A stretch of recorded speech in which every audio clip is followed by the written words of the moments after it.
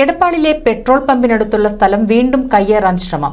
Town വികസനത്തിന്റെ ഭാഗമായി നടത്തിയ സർവേയിൽ അവകാശികളില്ലാതെ കണ്ടെത്തിയ 2 സെന്റ് ഭൂമിയാണ് പെട്രോൾ പമ്പ് സ്ഥല ഉടമകൾ വളച്ചുകെട്ടാൻ ശ്രമിച്ചത്. പ്രതിഷേധവുമായി CPI പ്രവർത്തകർ രംഗത്തെത്തി. എടപ്പാൾ ടൗണിൽ കോടിക്കണക്കിന് രൂപ വിലമതിക്കുന്ന ഭൂമിയാണ് കഴിഞ്ഞ ദിവസം ഇവർ ഇരുമ്പുവേലി ഉപയോഗിച്ച് വളച്ചുകെട്ടിയത്.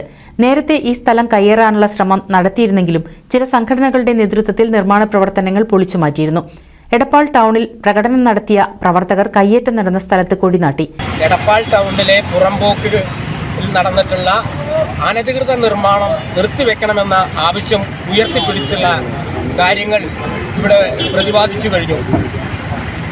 ഈ തരത്തിൽ ഇവിടെ ഒരു കയ്യേറ്റം കടന്നു വരാൻ ആവശ്യമായ രീതിയിൽ വലിയ ഗൂഢാലോചന നടക്കുകയും ആ ഗൂഢാലോചനയ്ക്ക് പിറകിൽ വലിയ ഉദ്യോഗസ്ഥ ലോബിയും രാഷ്ട്രീയ ലോബികളും കടന്നു കയറിയിട്ടുണ്ട് എന്നാണ് പൊതുഭാഷ്യം.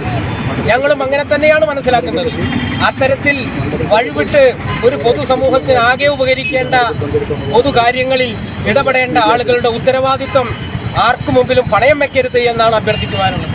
ഇതിനുവേണ്ടി ആരൊക്കെയാണോ ചാലക ശക്തികളായിട്ടുള്ളത് അവരെ എല്ലാം പുറത്ത് വെളിച്ചത്ത് കൊണ്ടുവരികയും അത്തരത്തിലുള്ള നിഗൂഢമായ രഹസ്യ നീക്കങ്ങൾ നടപ്പിലാക്കാൻ എടപ്പാളിലെ പൗരാവലിയും പ്രത്യേകിച്ച് കമ്മ്യൂണിസ്റ്റ് പാർട്ടി ഓഫ് ഇന്ത്യയും അനുവദിക്കില്ല എന്ന് മാത്രമാണ്.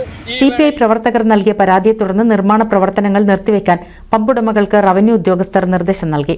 പ്രതിഷേധ പരിപാടികൾക്ക് EV Aneesh, Prabhakaran Naduvattom, PP Mustafa, PV Baiju, Nasar Edappal, Rajan Ailakkad, Rasheed കാലടിത്തറ, Dhananjayan എന്നിവർ നേതൃത്വം നൽകി. NCV news, Edappal. 1000 വിവാഹങ്ങൾക്ക് ഒരേ ഒരു ബ്യൂട്ടി സിൽക്സ്. എടപ്പാൾ, ചാവക്കാട്, തൃപ്രയാർ, പുത്തനത്താണി, പെരിന്തൽമണ്ണ.